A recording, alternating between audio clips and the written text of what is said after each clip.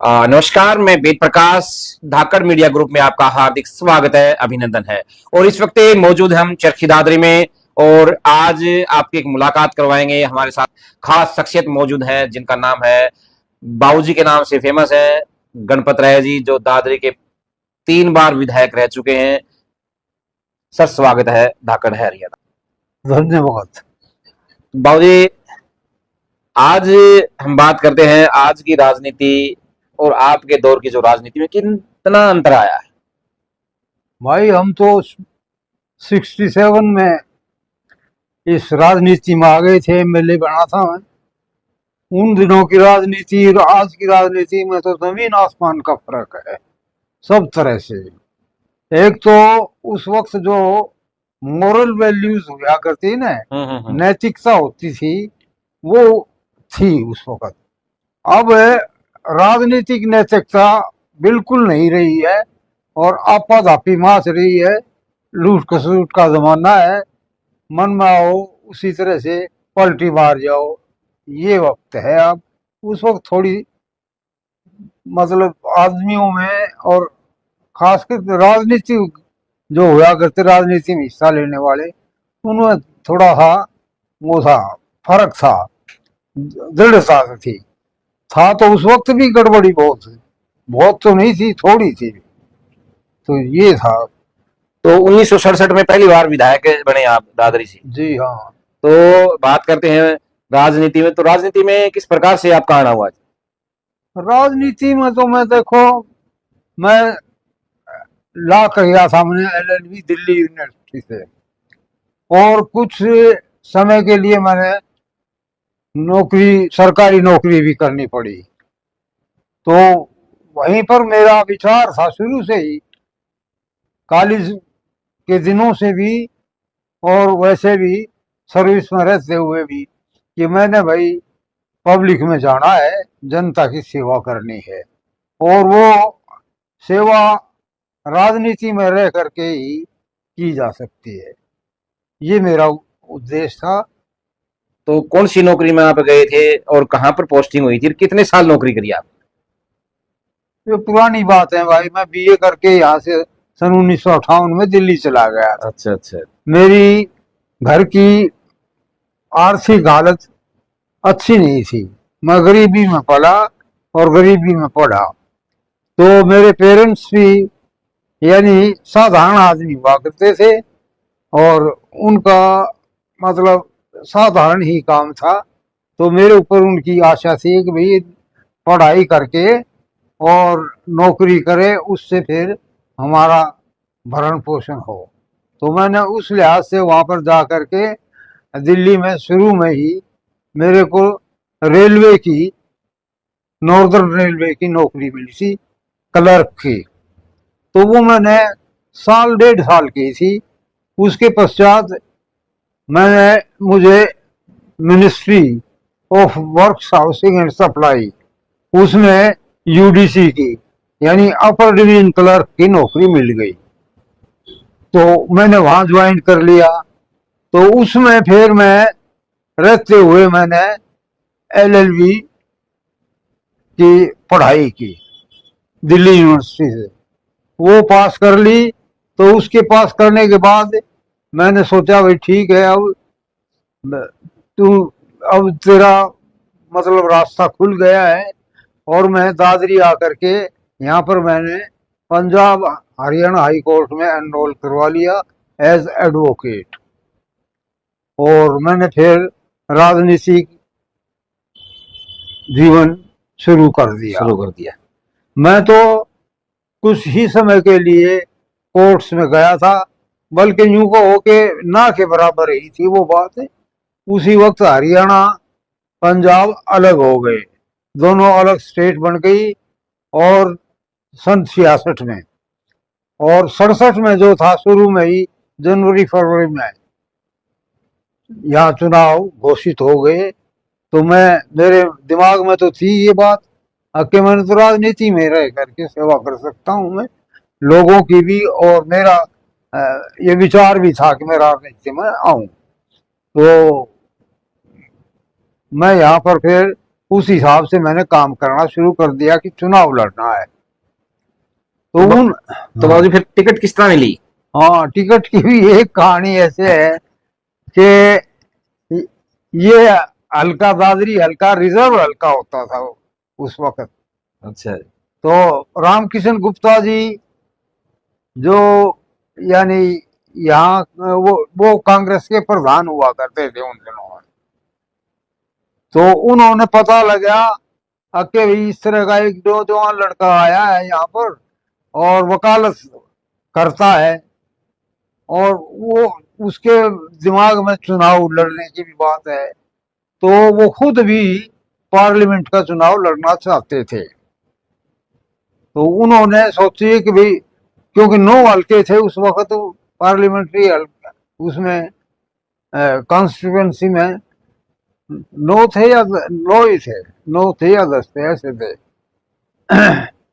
तो दादरी से उन्होंने चुनाव लड़ना था, पार्लियामेंट का चुनाव लड़ना था। हिसार हल्का था, होता था पार्लियामेंट का उस वक्त, दादरी उस हिसार हल्के में ही आती थी। तो उन्होंने फिर पता लग गया कि भाई इस तरह से एक लड़का आया है और उन्हें जरूरत थी कि मेरे पार्लियामेंट्री हल्के में 9 हल्कों में अच्छे आदमियों को जो उनके खुद के हों, ऐसे आदमियों को मैंने यहाँ से चुनाव एमएलए का लड़ाना है। तो उन्होंने मेरे से संपर्क किया, बुलाया मेरे को और कहने लगे भाई तू और कहीं मत जा और दूसरी पार्टियां तेरे को ऐसे ही खराब करेंगी, मैं कांग्रेस का प्रधान हूँ और आपको टिकट में पार्टी की दिलाऊंगा। तो इस तरह से मेरा जीवन शुरू हुआ और उन्होंने वो वादा पूरा भी किया।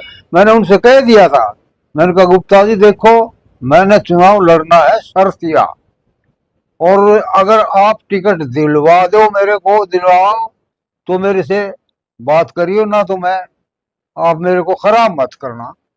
मैंने उनको कह दिया था, लेकिन वो अपनी बात के पक्के निकले, पूरे निकले और उन्होंने मेरे को कांग्रेस की टिकट दी। अच्छा बाबूजी, जैसे आजकल चुनाव लड़ते हैं, टिकट लेते हैं, तो बड़े बड़े सूटकेस भर के दिए कहने पड़े सब टिकट मिले, तो पहले भी नहीं मिला करती के? नहीं, पहले ये गंदगी नहीं थी। पहले तो कांग्रेस पार्टी ही होती थी उस वक्त, और यानी नैतिकता थी, और वो पुराने आदमी थे जो स्वतंत्रता संग्राम में जिन्होंने हिस्सा लिया था, देश को आजाद कराया था, उस वक्त के वो महान लीडर थे कांग्रेस पार्टी में। और नोटों की और किसी बात की तो बात कुछ था ही नहीं उस वक्त, और योग्यता के आधार पर टिकट दी जाया करती थी। हाँ, ये जरूर था कि चुनाव के लिहाज से पब्लिक में कि भी किस जात पात की बात जरूर थी कि भाई किस जात के प्रभावशाली वोट हैं, ज्यादा वोट हैं, उसके हिसाब से तो वो कंसिडरेशन हुआ करती थी। ऐसे कैंडिडेट को वो टिकट देते थे। यानी मजबूत आदमी तो दिया करते? हाँ, मजबूत आदमी को दिया करते थे, और किसी कमजोर को दे दिया किसी कंसिडरेशन से तो वो हारता भी था। तो बाबूजी, जब पहली बार 1967 में आपने टिकट मिली तो उस टाइम उम्र कितनी थी? उस वक्त मेरी उम्र 32 साल की थी, क्योंकि 1935 का मेरा जन्मदिन था और जन्म था, और 1967 में ही मैंने चुनाव लड़ा था। तो कितने हो गए फिलहाल? तो दादरी से कितनी बार विधायक रहे जी आप? मैं 3 बार विधायक रहा है यहाँ से। 1967 में फिर वो पंडित जी उस वक्त चीफ मिनिस्टर बने थे। शुरू में सबसे पहले चीफ मिनिस्टर मुख्यमंत्री थे हरियाणा के, तो उनके खिलाफ बगावत कर दी, पार्टी में ही हो गई। जो बड़े बड़े अपने आप को समझते थे लीडर, चौधरी देवीलाल जी, चौधरी चांदराम जी, राव वीरेंद्र सिंह जी, वो ऐसे जो थे ये 15 आदमी इकट्ठे होकर के इन्होंने अपना ग्रुप बना लिया और पंडित जी के खिलाफ बगावत करके पार्टी को छिन्न भिन्न कर दिया। तो पंडित जी की मंत्री वो जो थी वो चीफ मुख्यमंत्री वो हटा दिए गए, हट गए, और राव वीरेंद्र को फिर उन्होंने मुख्यमंत्री बनाया। बनाया। तो बाबू जी फिर 67 के बाद कौन कौन से साल में आप वो बने विधायक? 67 के बाद फिर 68 में चुनाव हुए, दूसरा चुनाव, इसको मध्यावधि चुनाव कहते हैं। अच्छा, मध्यावधि चुनाव है। हाँ, तो उसमें फिर मेरे को टिकट कांग्रेस पार्टी ने दिया। उसमें मेरे को कुछ कहना पड़ा ना, दौर लगाना पड़ा ना, और कुछ करना पड़ा, अपने आप ही पार्टी ने टिकट दे दिया मेरे को। उसमें फिर मैं फिर जीता। वो भी 7.5 महीने में वो मंत्री वो चला, मिनिस्ट्री उनकी राव वीरेंद्र सिंह जी की, फिर वो भी हमने तोड़ दी उसकी। तोड़े क्यों क्या करते? तोड़ा तो ये तो उसके लिए, ताकत के लिए तोड़ते थे कि भैया राज हमारे हाथ में आए। अच्छा, हम और अच्छा। किसी ने क्यों रहने देते? उन्होंने अच्छा। हमारी तोड़ी थी तो हमने उनकी तोड़ दी। ताकत खातर तोड़ दिया करते? नहीं, बिना बिना ताकत के, बिना राजनीतिक शक्ति के कोई काम होता नहीं ना। कैसे आप पब्लिक की सेवा करोगे बताओ? तो उसके बाद फिर तीसरी बार कद बने? तीसरी बार 68 से और 72 तक वो हमारा कार्यकाल चला। सन 72 में फिर चुनाव हुए। सन 72 में भी फिर मेरे को टिकट मिली। वो टिकट मिली मेरे को, कांग्रेस के 2 हिस्से बन गए थे। अच्छा, अच्छा। तो एक तो इंदिरा जी का कांग्रेस थी, जिसे इंदिरा कांग्रेस कहते थे, और दूसरी ओल्ड कांग्रेस या संगठन कांग्रेस नाम दिया गया। तो उस संगठन कांग्रेस में हम थे। तो उसने कौन चलाया करता जी? मुखिया कौन था? मुखिया पंडित जी थे भगवत दयाल, यहाँ हरियाणा में तो, और केंद्र में जो थे मुरारजी भाई और वो निजप्पा जी प्रधान हुआ करते थे। ये सारे मतलब ओल्ड गार्ड्स जिसको कहते हैं ना, ओल्ड गार्ड्स वो थे। अच्छा, बाबू जगजीवन राम कौन से ग्रुप में था जी उस टाइम? बाबू जगजीवन राम उस वक्त तो थे इंदिरा कांग्रेस में ही। अच्छा, अच्छा। लेकिन बाद में वो भी इंदिरा कांग्रेस से अलग हो गई। अच्छा, ये इमरजेंसी लगी उस वक्त। तो बाबू जी आज चुनाव है, बड़ा भारी भरकम पैसा लगता है, तो पहले भी पैसा नहीं लग जा करता? पहले तो भाई ये मैं बताऊंगा तो आपका यकीन नहीं आओगा, और औरों का भी यकीन को नहीं आवे। पहला चुनाव मैंने लड़ा था 3000 में। 3000 में? हाँ, देख लो भाई, 1967 में बाबूजी ने पहला चुनाव लड़ा था। उस वक्त सिर्फ 3000 रुपये लागे थे। लागे सर। वो मेरे मेरे पास तो कुछ भी नहीं था। मैं तो ठन ठन गोपाल था। आप जैसे साथियों ने जो था वो मेरे को दिया था, चंदा कर लो या मेरी सहायता कर लो, कह लो, वो दिया था। फिर दूसरा चुनाव लड़ा, मैं सारी बता दूं आपने। हाँ। दूसरा चुनाव लड़ा, उसमें मेरे लगे थे 6000 रुपये। अच्छा जी। वो लग गए। फिर 72 वाला चुनाव लड़ा, तो उसमें भी मेरा ऐसा ही पैसा, मैंने अपने घर से मेरे कुछ नहीं लगा। मेरे पास तो कुछ था मैं तो हाँ, मेरी तो लोगों में यह सभी थी कि ईमानदार आदमी। इसने कोई पैसा वैसे हेरा फेरी का तो बनाया नहीं है। मेरे को तो जो तनख्वाह मिला करती है ना एज एमएलए, और वो भी बता दूं कितनी मिला करती मेरे को तनख्वाह। मेरे को क्या, सभी एमएलए को मिला करती 300 रुपये मासिक। उस टाइम पर 300 रुपये मासिक मिला करते? जी हाँ। अब बता दो उसमें के तो नंगी ना होगा, गिर के नहीं छोड़ेगा। ये था भाई। अच्छा जी, आज कोई सरपंच भी बन जाए ना, तो बड़ी बड़ी गाड़ी लिया से बनती है, बड़े बड़े कोठी बना ले हैं, लेकिन आपका मकान पहले भी शायद था, अभी भी शायद। हाँ, यह मकान वाली भी बता दूं, ये तो अच्छी बात करी आपने भाई। पहले 2 चुनाव मैंने लड़े ना, 67 का और उसके बाद 68 का। तो मैं छप्पर में रहा करता, छप्पर में पैदा हुआ था। मेरी यह माली हालत थी या मेरा ये रुतबा था। छप्पर में मैं 2 बार एमएलए बना। लोग मजाक के तौर पर क्या किया करते थे, जब मेरे से कोई मिलने आता था ना, मेरी हल्के का आदमी या और कोई बाहर से आता था, तो वो पूछते भाई एमएलए साहब की कोठी कौन सी है, कहाँ है।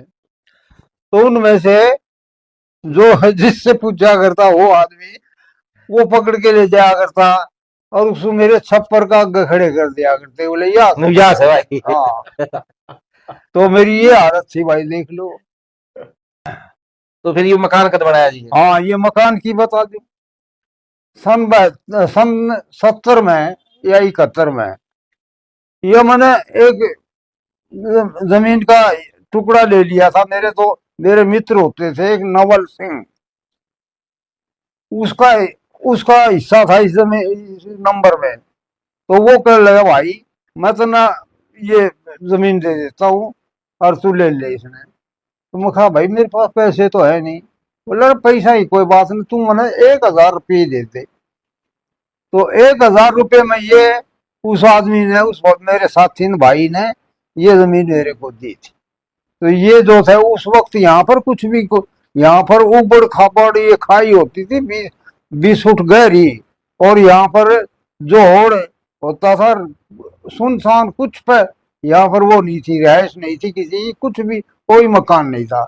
मैंने यहाँ पर बनाया भाई मकान, गारिया में चिड़िया, और भाई अपने खुद लग गया और अब मेरे परिवार के बच्चे और मेरी पत्नी इन लाख के नहीं वो मकान खड़ा कराया था गारिया में। और उससे जिस तरह उस वक्त बनाया था उसी हालत में अब भी है। मैंने और कहीं कुछ नहीं बनाया। लोगों ने तो मेरा के फरीदाबाद कोठिया बनाई, गुड़गांव में बनाई, चंडीगढ़ में मैं बड़ी आसानी से मकान बनवा सकूं था सब तरह, अगर मेरी मंशा होती तो, मेरा इरादा होता तो। लेकिन मैंने कुछ नहीं किया, मेरा तो दिमाग में कभी आया ही नहीं, इस बारे में सोचा ही नहीं। मैंने इलेक्शन चुनाव हारने के बाद तीसरा चुनाव हार गया था मैं। तीसरा है चौथा? हाँ, चौथा चुनाव। कौन से सन में जी? सन 77 में। 77 में? क्योंकि सन 75 में इमरजेंसी लगी थी, इंदिरा जी उस वक्त प्राइम मिनिस्टर होती थी, तो इमरजेंसी लगी। सारे अपोजिशन वाले थे ना, जितने लीडर नेता लोग, वह सारे बंद कर दिए थे जेल में। भाई पता नहीं किस तरह से मैं वो जेल से तो बच गया था। जेल में कौन जाना पड़ा? कौन नहीं जाना पड़ा, मैं हाथ को नहीं आया इनके। न्यू बच गया, क्योंकि जिस दिन 25 जून को इमरजेंसी घोषित हुई थी, रात को सारे लीडर जितने भी थे ना ये, उनमें मैं भी था शामिल। अच्छा। लेकिन किस्मत कह लीजिए या परमात्मा की मेहरबानी कह लीजिए, मैं उस रात को घर पे था ही को नहीं। मैं कहीं और एक शादी में गया हुआ था और किसी और ने पता भी नहीं था, सरकार ने तो भेजा ही को नहीं था, पुलिस ने कित सर कित नहीं। मैं नहीं बच गया भाई। मैंने तो 26 की सुबह को पता लग गया, जब मैं घर आने लग गया था अके भाई ये तो देश में ये बात हो ली। मैं फिर क्या न करना हूँ था, और इस तरह से बस बच गया। फिर कित गए जी? कित गए? मैं कित गया, उरे ना आया तो उरे, और के मैंने किसी ठिकाना था। नहीं, इस तरह घर में नहीं आए? हाँ, घर रिश्तेदारी में गए, दादरी में गए, या दोस्त के पास? कित गया या को नहीं बताऊं। अच्छा, यह नहीं बता। इसमें भाई मैं नहीं बचता रहा, और फिर जो था ना सेटल हो गया सारा मामला जब आए तो चौधरी बंसीलाल जी ने उस इमरजेंसी के दौरान भी और उसके बाद भी उन्होंने पूरी ताकत लगाई कि भाई इसने तोड़ दे, इसने पथ भ्रष्ट कर ले, अपने उसमें मिला ले।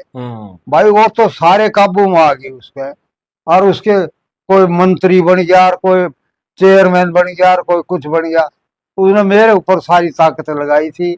वह ताकत की इंसिडेंट बताऊं तो मेरा कितना टाइम लग गया। तो मैं कोई उनकी बात मानी, सब तरह का धन बल और भाई लोभ लालच सब तरह का सब कुछ दिया। वो मतलब नोटों का अंबार अटे चेयर नहीं बोले, बोला भाई तू मुंह से निकाल दे, जो कुछ कहेगा ना वो पूरी करूंगा। ये विधानसभा की बात है। अच्छा जी। विधानसभा का लॉन्च हम बैठते थे वहां पर, मैं उसने पकड़ा था और खड़े रहे हम कम से कम आध पौना घंटा तक हमारी बातचीत होती रही। और लोग देखे भी थे इस बात में कि आज तो गया, प्रेस वाले भी देखे थे कि हम आज टूट जाएगा इस, आज तो आज नहीं छोड़ा बंसीलाल। आज नहीं छोड़ा बंसीलाल।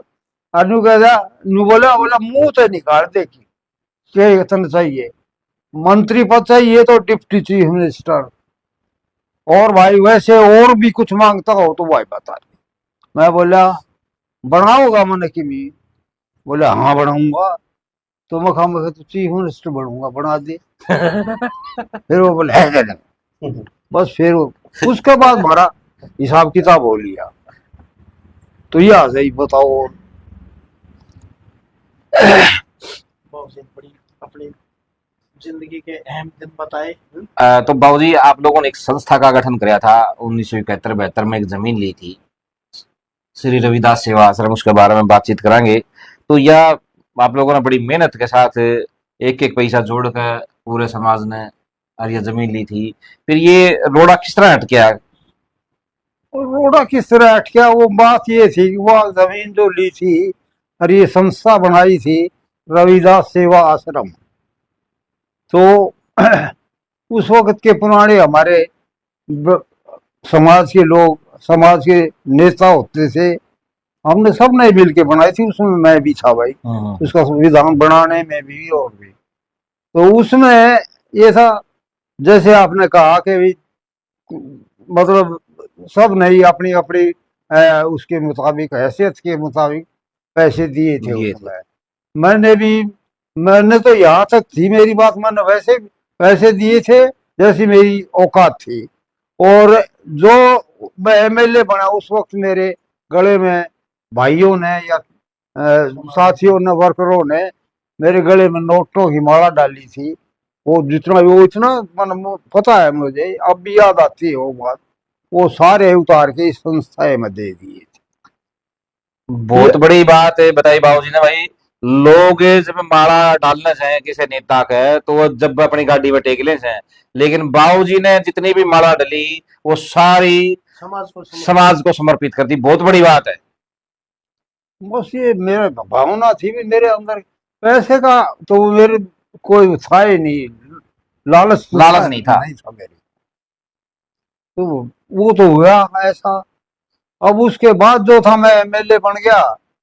एमएलए बना तो भाई चंडीगढ़ आना रहा मेरा ज्यादातर। तो अब वो जो हुआ के पदाधिकारी थे इस आश्रम के, उन्होंने ये सारा जमीन का प्रबंध और जो कुछ था वो लिया। पहले तो थोड़ी जमीन की रजिस्ट्री करवाई थी, उसके बाद और बाकी की जमीन जो थी वो पंडित जी होते थे, एक बहुत अच्छे आदमी जिनका नाम था भिखम। तो सैनी होते थे।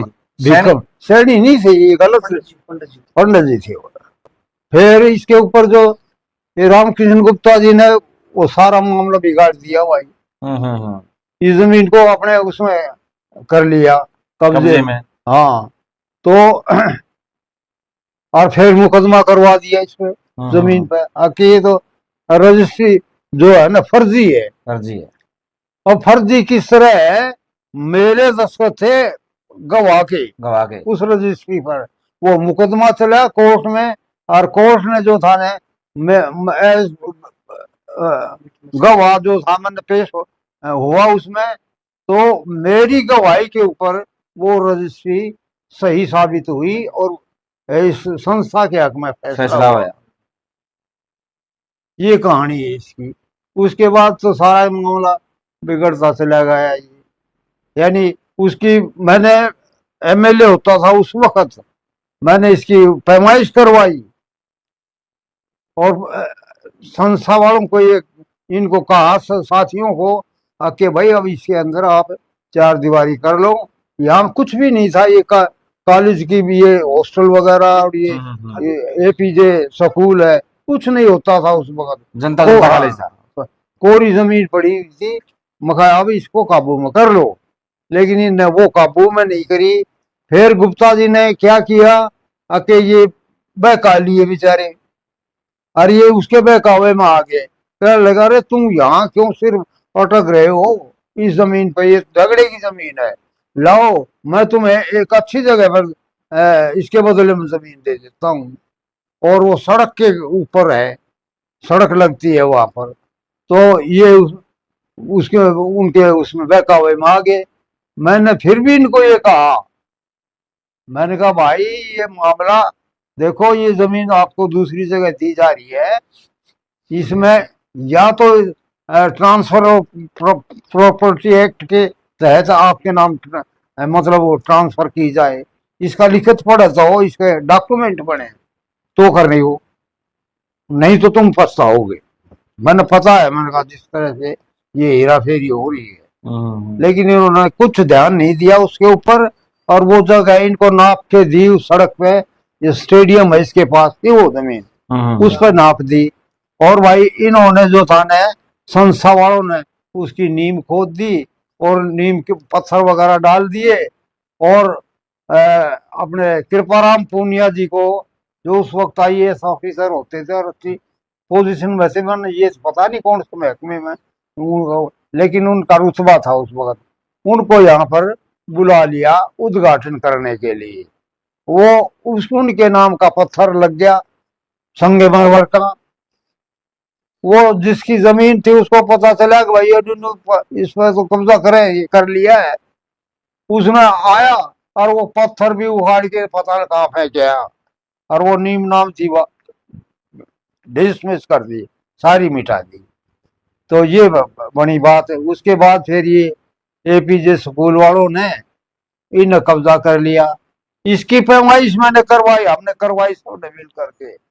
अरे जिसके अंदर यानी पैमाइश में ये इनका ऑफिस है ना स्कूल का, वो आता है सारा आधा। तो कोर्ट में जो है ये संस्था जीत ली, तो उसका ये क्या कहते हैं, कब्जा लेने वाला चक्कर पड़ रहा है। उस वक्त भी कॉलेज के प्रिंसिपल ने कह दिया था कि भाई कर लो कुछ भी, कहीं चले जाओ, किसी अदालत में चले जाओ, तुमको कामयाब होने नहीं दूंगा मैं। सारी उम्र नहीं कट जाई थी। और वह बात बनी क्योंकि बहुत बड़ा आदमी था वो, जिसका इस स्कूल का वो है मालिक। वो अपना क्या थे, लॉ स्वराजपाल, जो इंग्लैंड की पार्लियामेंट में वो भी था सांसद। हाँ सांसद, लॉर्ड कह लो, उस वक्त लॉर्ड कहते थे, तो लॉर्ड की उपाधि मिली हुई थी उनको। अब इतना बड़ा आदमी जिसका पता प्रॉपर्टी का कोई अंदाजा नहीं, कितनी है कितनी नहीं, बहुत बड़ा आदमी था वो क्या न जान देता इस बात में। तो ये इस तरह से पिस रहे हैं और गरीबों की जमीन के ऊपर कब्जा कर रखा है, ना कोई फैसला करता किसी भी अदालत में। ये उल्टा कभी ऊपर जाते हैं, कभी नीचे आते हैं अदालतों में, कहीं पर भी कामयाब नहीं होने देता। आज ये पोजीशन है कि ये दर दर की ठोकरें खा रहे हैं लोग। तो इसका समाधान क्यों हो पाओगा जी लग गए? समाधान तो लोगों में ही है भाई, या तो इसके लिए आंदोलन करो और सरकार मदद करे। यहाँ का मुख्यमंत्री हरियाणा का, वो इसमें यानी इंसाफ दिलाए और जो स्कूल के प्रबंधक है उनसे जो ये जमीन छुटवाए। और अगर वो नहीं छोड़ी जा तो उसके बदले में वो जगह दी जाए, उपयुक्त जगह, न्यू नहीं कभी कहीं या आज की जो वैल्यू उसके हिसाब से रेट दिया, पैसा दिया जाए। हाँ ये भी आपकी संस्था वाले अगर जो ऐसा उससे कंप्रोमाइज करना चाहें तो वो हिसाब होना चाहिए। सरकार भी तो अपनी जमीन का जहाँ पर किसी ने कब्जा कर रखी है या सरकार ने देनी पड़ती है, तो वो भी उसी रेट से जो है ना पैसों का वैल्यू का वो का फैसला करती है। तो और आजकल सरकार ने एक अभियान भी चला रखा है जी, अवैध निर्माण ढाण का, भाई सरकारी जमीन पर किसी ने कब्जा कर रखा है, पंचायती जमीन पर कब्जा कर रखा है, तो उनका निर्माण ढाण लाग रही है, तो क्या ये इस अवैध निर्माण को नहीं ढाया जा सकता? सरकार इसमें ढाने वाली बात तो नहीं कर सकती। वैसे वह कब्जा दिलवाए तो वो तोड़ी जा सकती वहां जगह। कब्जा दिलवाने की बात है पुलिस के थ्रू, लेकिन उसमें चाहिए बड़ी ताकत और मानसिक वो मानसिक रूप से तैयार होना चाहिए लोगों को। हौसला चाहिए जब बात बने। और न्यू अगर जो टिरकाने वाली बात है तो उससे तो बात बने कौन। अजय बाबू जी, एक बात और रह गई थी, वो भी पूछांगे। उस समय जब आप विधायक थे तो परिवहन के साधनों का अभाव था, आज तो बहुत है, तो किस प्रकार से चंडीगढ़ जाते थे? बड़ी अच्छी बात पूछी भाई। चंडीगढ़ जाने आने की बताऊं, उस वक्त न तो पक्की सड़क होती थी कहीं पर भी, चंडीगढ़ की तो थी एक कोनीगुरा से, और ना कोई बसें चलती थी सरकारी ना प्राइवेट। चंडीगढ़ तो का तो रास्ता था ही कोनी, एक रेल का रास्ता था। तो हम जब भी जाते थे मीटिंग के लिए या वैसे किसी काम के लिए तो रेल पकड़नी पड़ती थी हमने। यहाँ दादरी से शाम को 7 बजे रेल आती है रिवाड़ी की तरफ से, उसमें बैठ करके हिसार जाते। अच्छा जी। फिर हिसार उतर करके 10 बजे जाखल लाइन या वो उसमें बैठते हम, तो उसमें बैठ करके जाते जाखड़ होते हुए, और हमें वहां पहुंचते, क्या नाम है, पटियाला पटियाला पहुंचते थे। वह सुबह 10 बजे तक हम वहां पहुंचते। वहां से उतर करके फिर वहां से बस चंडीगढ़ की बस पकड़ते थे हम। यानी 2 दिन लग जाया करते? बस वो 2 दिन लगे, क्योंकि शाम के पहले दिन 7 बजे चले, दूसरे दिन 12 बजे किसी चंडीगढ़ पहुंचे। तो भाई देखो, आज तो 152 बन रहा है, 3.5-4 घंटा में चंडीगढ़ पहुंच गए हैं। परिवहन के साधन इतने हो रहे हैं आगे भाई, सरकार कई कई बार ओड इवन का फार्मूला लागू करा है भाई, आज ये चलेंगे, आज ये चलेंगे, लेकिन उस टाइम पर देखो कितनी मेहनत करनी पड़ा करती, 2 दिन लग गया करते चंडीगढ़ पहुंचने में। संघर्ष तो देखो ये जो हमारे बुजुर्ग हैं इन लोगों ने कराया है हमारे लिए, आज तो मलाई खा रहे लोग। गलत है जी? भाई कुछ भी खाओ, समय की बात होती है, मलाई खाओ, रस मलाई खाओ, रसगुल्ले खाओ, कुछ खाओ। हमने तो भाई सूखी रोटी मिला करती है, सुखम सुखा था मामला। वाह। तो ये भी बहुत बड़ी बात है भाई, आज लोग एक सरपंच बन जाए, कोई जिला पार्षद बन जाए, बड़ी बड़ी कोठी, बड़ी बड़ी गाड़ियां बना ले, बड़ा बड़ा बिजनेस सेटअप कर ले हैं, लेकिन पुराने टाइम पे इतने ईमानदार हुआ करते कि उन्हें जो पेंशन मिला करती ना वो भी खर्च कर दिया करते। बिल्कुल बाबू जी, तो पेंशन भी कहाँ हुई थी? सन 75 में मैं ना सन 77 में चुनाव हार गया मैं, जनता पार्टी के खिलाफ चुनाव लड़ा और जनता पार्टी को एस्टेब्लिश हमने किया, संघर्ष हमने किया, कुर्बानी हमने की, लेकिन वो उसमें भी बगावत। मैं जो था वो पार्टी का टिकट मिला, वो नहीं खेड़ा से मेरे को। अच्छा जी। वो जगन्नाथ राव ला गया भाई, जानते हो मंत्री होते थे कभी, तो वो गिड़गिड़ाने लग गया, मर गया मैं, मेरा कुड़बा बर्बाद हो गया, पार्टी ने टिकट नहीं दी, और भाई मैं जहर खा के मरा गया हम तो सारा कुड़बा। तू बता कैसे? मैं बोल रहा मन ने तो टिकट मांगी ने बंगानी खेड़ा थे, और न मैं तो दादरी से लड़ा करता, दादरी से हिस्सा हूं था मैं, वो दादरी जनरल हल्का बना दिया इन्होंने, और 4 टुकड़े कर दिए दादरी हल्का के। अच्छा जी। 4 जगह बांट दिया। हाँ। कौन कौन से बनाए जी? कुछ तो मिला दिए बाड़रा में, गांव में। हाँ जी। कुछ मिला दिए भिवानी में, कुछ मुंडाल में, कुछ मुंडाल में नया हल्का बनाया था उसमें, और कुछ दादरी में रख दिए। तो मेरे हक के गांव जो थे जिनमें मेरे को अच्छे वोट मिला करते, वो काट दिए, सारे काट दिए। और मन ने अकलमंदी करी या बेवकूफी करी या मूर्खता करी, कुछ करो भाई, उसको वो टिकट दे दी, और वो तो या कह दी मैं या जे मसले या पर्ची या से टिकट। मैं तो नॉमिनेशन करके ने बाहर निकला था एसडीएम ऑफिस से, उसने मैं वहीं पकड़ लिया और राउंड लग गया। तो वो भाई बात यह बनी मखा या टिकट तू ले और शाम से पहले इसने नाम करवा ले, दिल्ली से जाएगा, नया टिकट भी तेरी बेकार जाएगी। वो तो कूदता हुआ उछलता हुआ गया और वो टिकट अपने नाम करवा लिया, मन न बात है, सिर फंसा दिया भाई। अच्छा फिर दादरी तो लड़ा पूरा तो लड़ा खूब और ठाठ से इलेक्शन लड़ा और खूब जीतू है। अगर बेईमानी नहीं होती तो उस वक्त भी बेईमानी थी। अच्छा उस वक्त भी बेईमानी हुई? बिल्कुल, सरकार की तरफ से सारा अमला सरकारी, सब उस वोटों की गिनती में क्या और क्या है में क्या, सब क्या है बेईमानी। अच्छा फिर पब्लिक में बोगस वोटिंग, सरकार सरकारी अफसर सरकार सबको मदद कर रही जिसको वोट पड़ रहे। गाँव में लड़कियों को, कुंवारी लड़कियों को बहू बना बना करके वोट गिरवाए। संस्था में गदर मचा। हार गया भाई मैं, मन्ना हार का भी कोई मलाल को नहीं। तो बड़ा कौन सी 77 में दादरी थे? मास्टर जी बने थे। अच्छा अच्छा, मास्टर कौन सिंह जी बने। हाँ तो भाई देख लो उस टाइम भी बोगस वोट पड़ा करते और भाई सरकारी का जो पूरा होल्ड होया करता, जबरदस्ती चुनाव जीत्या करते। हाँ, जिस तरह आज जीतन ला रहे हैं, 77 में भी यहाँ घटना घटी थी। 77 में घटी थी भाई। हाँ। और इलेक्शनों की मैं कह नहीं सकता। सन 72 में एक बड़ी अजीब घटना हुई थी मेरे साथ। क्या हुई जी? और वो पब्लिक में कहने की है अब तो। 77 में ना 72 में चौधरी बंसीलाल जी चीफ मिनिस्टर थे, उन्होंने पूरा जोर में लगा लिया था मेरे को तोड़ने के लिए, अपनी तरफ करने के लिए। तो 72 के चुनाव हुए, उसमें मेरे को हराने के लिए भी उन्होंने पूरा जोर लगाया, दादरी में डेरा डाल दिया। उस वक्त बंसीलाल जी की शिखर में थी और इतने खूंखार चीफ मिनिस्टर लोगों में कहे जाते थे।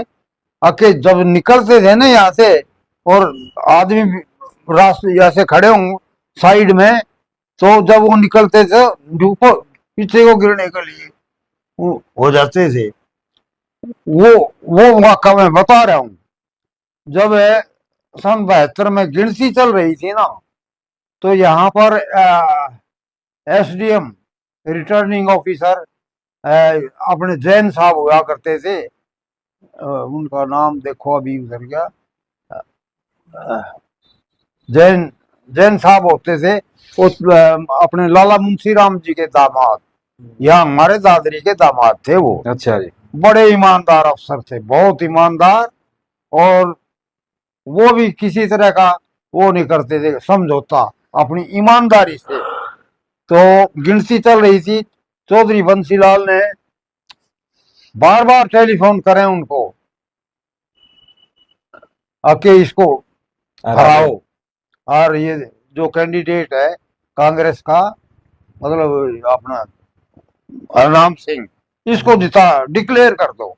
उस वक्त भी आज भी ये प्रचलन ये है ही, आके जिसको डिक्लेयर कर दिया जाता है ना, वो ही जीत्या हुआ, चाहे वो हार रहा हो वोटा में। वही तो वो जैन साहब जी कहने लगे मेरे को, मैं भी मेज पे बैठा था, बार बार उसको बुलाओ टेलीफोन पे।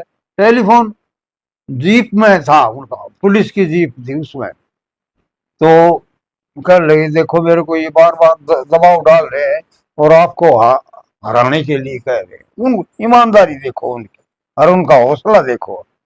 मखा जी कर दो फिर, आपने आपकी नौकरी में खतरा है और कुछ, मैं तो कोई बात ना, हरा दो मन।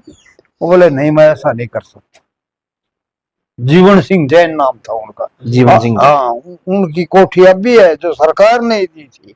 ये अब ये कौन सी धर्मशाला है इनकी? अग्रसेन धर्मशाला। अग्रसेन इस रोड पे। हाँ, उसके पीछे है ठीक वो अच्छा, अच्छा। कोठी।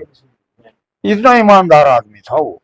तो उसने मेरे को जीते हुआ डिक्लेयर कराया जी। और ये उस वक्त की वो आपको बता रहा हूँ मैं। तो एक प्रशासन से क्या अपील करना चाहोगे जो ये रविदास सेवा आश्रम की जो जमीन इसके बारे में? भाई प्रशासन से तो यही अपील करूंगा, मैं प्रार्थना भी करूंगा कि जब यानी इनको गरीब आदमियों के लिए कह दीजिए या शेड्यूल्ड कास्ट को कह लीजिए, इनको आप हर तरह की सहायता करते हो, माली भी और वैसे भी सुविधाएं देने की, और हर जगह पर हॉस्टल और वो सारी चीज बढ़वा रहे हो इनका सहायता कर करके। ये तो जमीन इनकी है, इन गरीबों की। इन अपने खून पसीने की कमाई से जमीन को खरीदा था और इनका हक है ये। इस हक को दिलवाओ। सरकार से तो मैं यही अपील कर सकता हूँ, और सरकार ही कर सकती है इस काम को, इनके बस का तो है नहीं।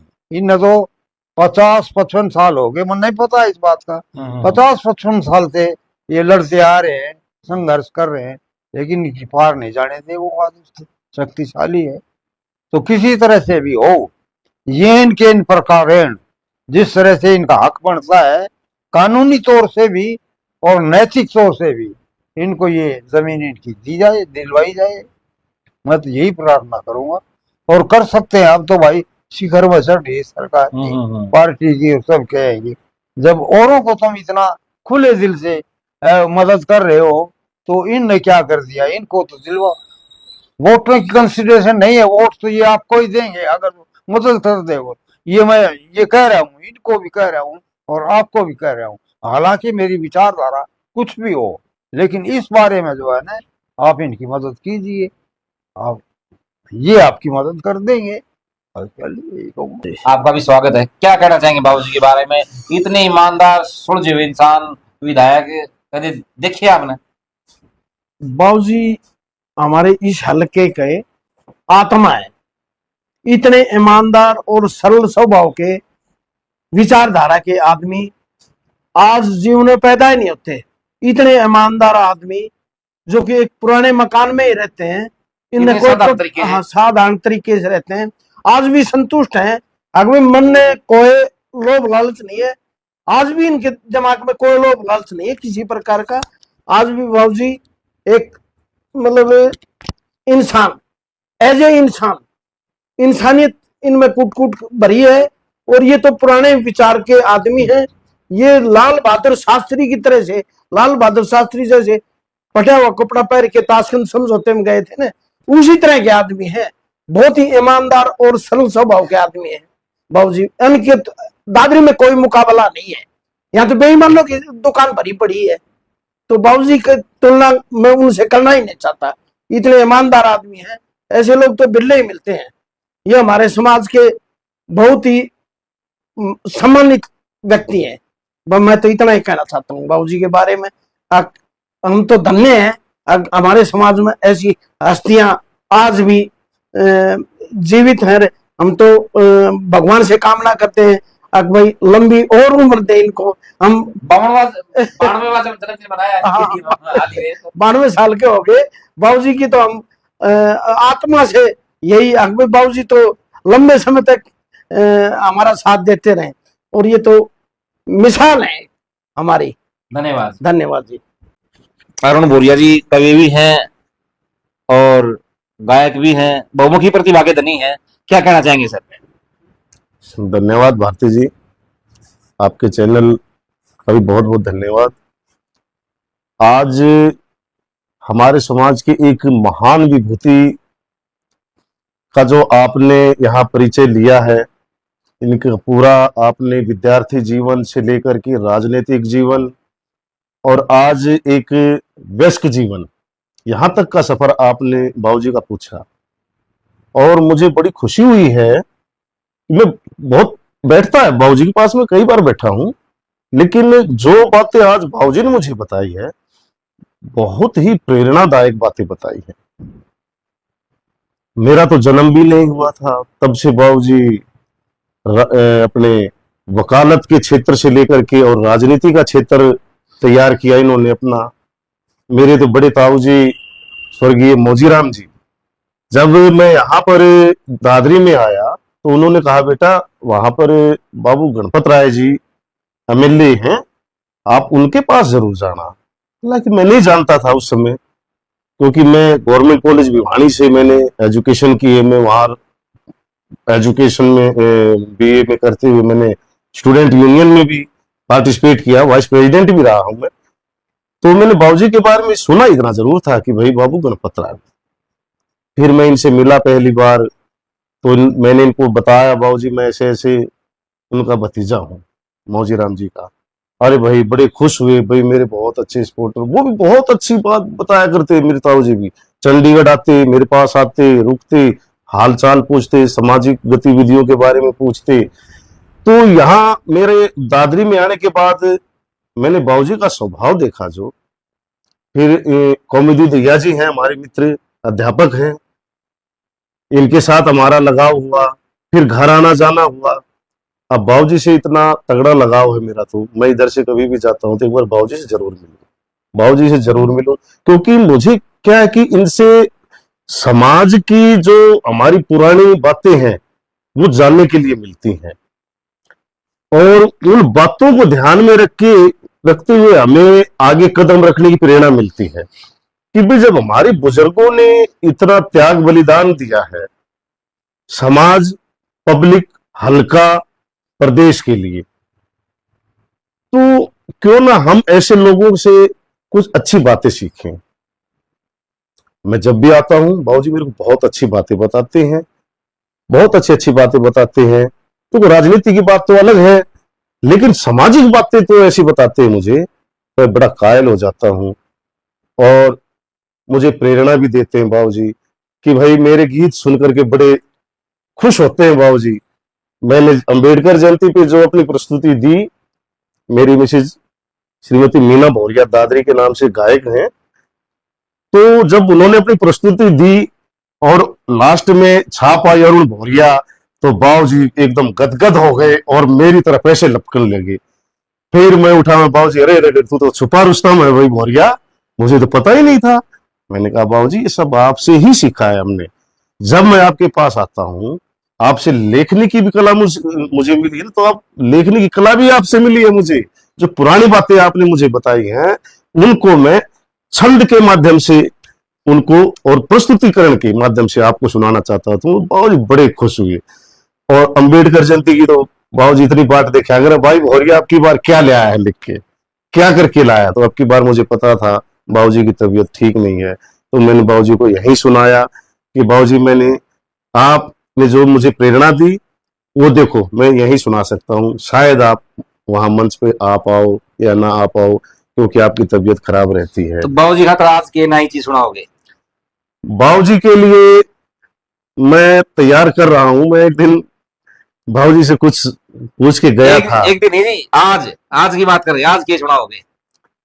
आज एक अद्भुत हीरा जन्मया है हमारे इस समाज में, एक अद्भुत हीरा जन्मया है हमारे इस समाज में, जिसकी मीठी बातों की चर्चा होती है आज समाज में, होती है चर्चा आज समाज में। इनकी हमेशा बड़ाई ही बड़ाई सुनते हैं हम।